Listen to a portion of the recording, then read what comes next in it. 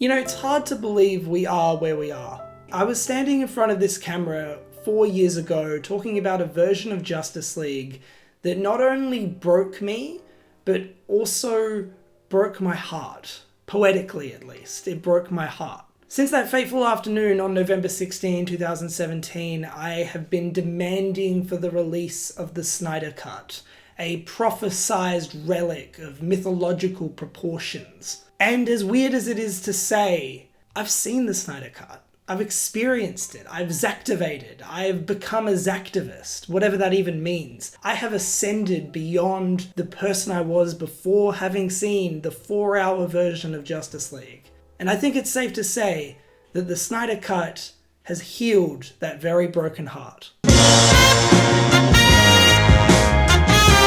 So in case you haven't witnessed the Bible yet, which is really the only way to appropriately describe what I have seen, please go watch this fucking movie and then come back to me. Let's go experience something beyond the human experience and then come here and we'll talk. We'll talk about this fucking movie. But go, I don't want you here. So if I could surmise the Snyder Cut in one word, I think it would be whole. That's what I got from this film. This is a true vision. This is a complete vision. This is the vision of a director who has an idea and has been allowed to actually go through with it. It may not be the vision for everyone, but at least it can see. This film does not fall victim to corporate fat cats who are mind-numbingly obsessed with appealing to the mainstream and trending, no matter how corporate and boring and lacking in artistic integrity their films actually are. The Snyder Cut more or less is beyond film, really. It's about a lot more than a movie. It's something so much bigger. As I said when it was announced, it really is a game changer. It's the sort of thing known Iron Man 2 fan Martin Scorsese has been demanding from the comic book genre for years. It is purposeful. And it means something more than just making a quick buck. Because trust me, there are infinitely easier ways DC and Warner Brothers could have made a quick dollar off of their DC properties than going through and actually releasing the Snyder Cut. From the very first frame of this thing, you understand that this is someone's vision and it is indeed special. While it's come under some scrutiny for people, I personally really loved the 4:3 ratio. I think it gives the movie this really epic, sort of grandiose look. It makes every single frame pop, it makes it all look like a comic book panel come to life. But even when it's something as simple as someone's face, it feels very focused. It feels like that human face, that eye into the character is the most important thing in the entire frickin' world. Furthermore, Snyder opens this movie with a gorgeous close-up that slowly transitions into a beautiful master of Superman's dying screams, awakening the dormant chaos on the sinister planet Apocalypse. Within mere minutes of the Snyder Cut, you can just taste the fucking vision and filmmaking integrity that's going on here. This movie is the phrase every frame a painting personified, basically. For me, it's the little things that are improved here. The little lines of dialogue, the little character moments, the little beats we're given, which the theatrical cut just straight up avoided. I personally loved the added moments with Queen Hippolyta and the Amazons, when they're all looking doom right in the eye, they're looking death dead on, and they're just shouting, "We have no fear." Like, that's fucking dope. You know, seeing Darkseid in live action for the first time, you know, it made me feel like a 10-year-old watching the Josstice League Unlimited series, you know?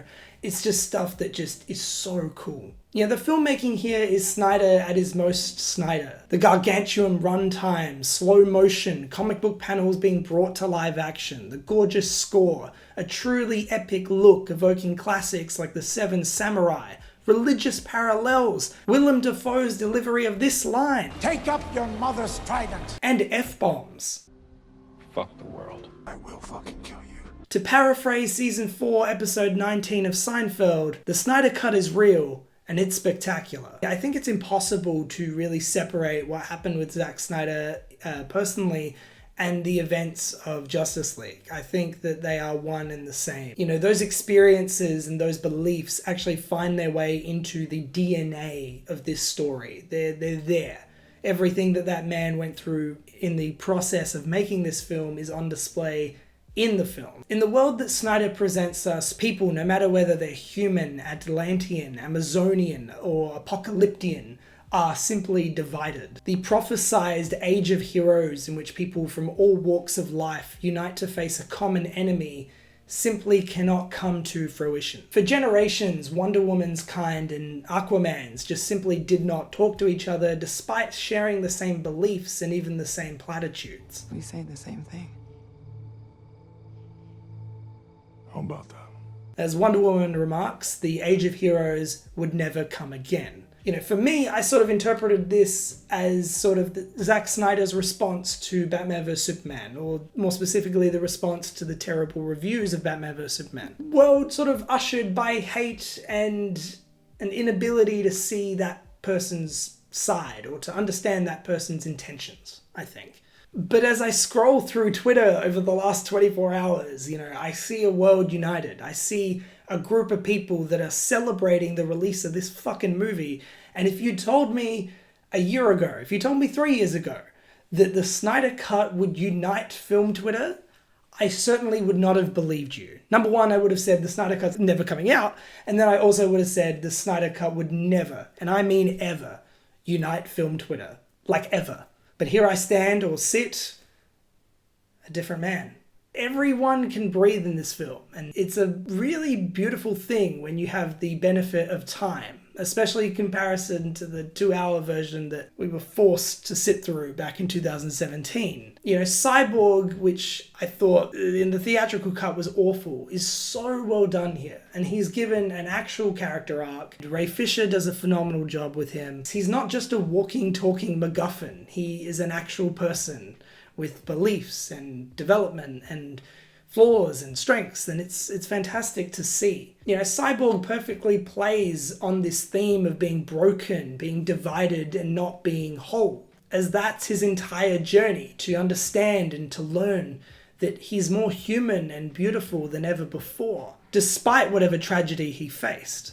With the character, Snyder is sort of looking at all those people who are broken or who have lost something or lost someone and telling them, you're not alone. I'm not broken. And I'm not alone. I think the funniest part of this movie is that a character like The Flash, who was literally like Tom Holland's Spider-Man light in the Whedon cut, is significantly funnier here, despite the fact that this is all Zack Snyder's footage. You know, I think Ben Affleck and Gal Gadot were just like perfectly cast as Batman and Wonder Woman. And their banter is so reminiscent of like the Josstice League comics and the Josstice League cartoon. But there's this great scene where Wonder Woman's with Alfred and she's making tea. And Alfred correctly tells her how to make a cup of tea. It doesn't necessarily contribute to the story at all, but we just get to really live with them. How each and every character interacts with one another. It's really like a comic book sort of saga brought to the screen. And I think that's the added bonus of having 4 hours to just fill in space, is that we can have those moments where it's not really important to the story, but the character just feels a lot more real. I think Josstice League, the Snyder Cut, is like one of the only superhero movies I've seen in a really long time, actually, that treats these characters as not just like franchises and IP, if that makes sense. Like, it gives them really human errors. Even something as simple as Cyborg being pissed off, swearing in a certain scene, it's like it gives an illusion that they're more than just prestige and IP. They're layered, they're nuanced, they're like real people. You know, even fucking Steppenwolf, the guy who was called the worst comic book villain ever made, by Joss Whedon, by the way, is infinitely better here. Sharon Hines, I think that's his fucking name. Anyway, he's great. He gives Steppenwolf a real personality, which is something that he was significantly missing from the theatrical version. It's amazing how much a villain can improve when you give them an actual motive. It's a bit wild. After seeing the 2017 film and then watching this version, I am going to double down on the firm belief that everyone involved in that 2017 cut actively tried to dismantle and fucking ruin this version right here. They were not contributing anything good to that cut. You know, it's very strange to talk so positively about a film that in your brain you associate with such negativity. I have hated Josstice League for so long, and now like I watch the actual version last night, and it's strange. Like, it's very weird to come to a realization that you really love something. You know, like it's very nice to see that and to experience that. When Batman says, "I spent a lot of time trying to divide us," it's hard not to see Zack Snyder inserting himself in the character of Batman. When you consider everything that has happened since 2013, mixed response to Man of Steel, to the bad reviews of Batman vs Superman, to everything that led to the existence of the Snyder Cut, feels like a proud proclamation that this movie and its characters are here to heal. It's clear to me that this film is meant to unite. It's Snyder at his most heartfelt. Unlike ever before, I really think Snyder comes across as undeniably caring and considerate. Instead of taking pride in moments of comic book mayhem, Snyder seems to enjoy the character moments more. Like Superman being brought back to life from the agonizing darkness of death by his loving followers and people who believe his symbol and what it represents, Snyder's Josstice League rises from the dark abyss of studio politics, horrendous commentary, and overall unpleasantness to deliver a desperate reminder for all of us of what it truly means to be good, to be loved, and to be human. This is a film from a director who has seen your hatred. He's been at the mercy of your vitriol and your scrutiny countless fucking times. But instead of punching out or stroking the flames, they offer you a hug. This is not a movie about vengeance or backstabbing. It's a film about love. It's a film about how to really only ever heal as a united force. We need to do so together.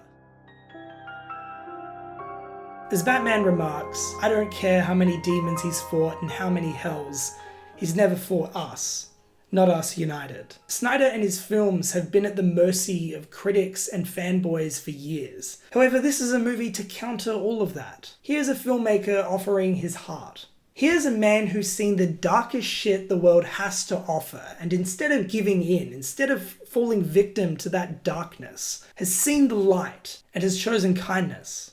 If Snyder wanted to make the darkest, most fucking nightmare-fueled Josstice League movie in existence, he's probably the guy to do it.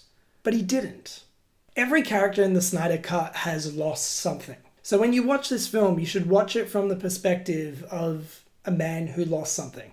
Watch it from the mindset that the filmmaker is trying to heal us as a community, as a society, for lack of a better word. Trying to build a bridge and usher in a new age of unity. That prophesized age of heroes has indeed come again. Not because it had to, but because every one of us sort of made it. It's because of all of this that the Snyder Cut has healed my very broken heart and has given me hope and optimism for a really beautiful tomorrow.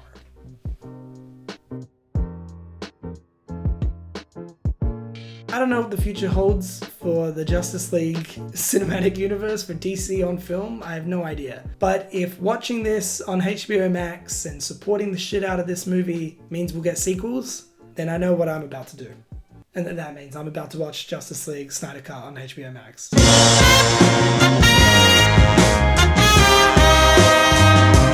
Like brunch. Like, what is brunch?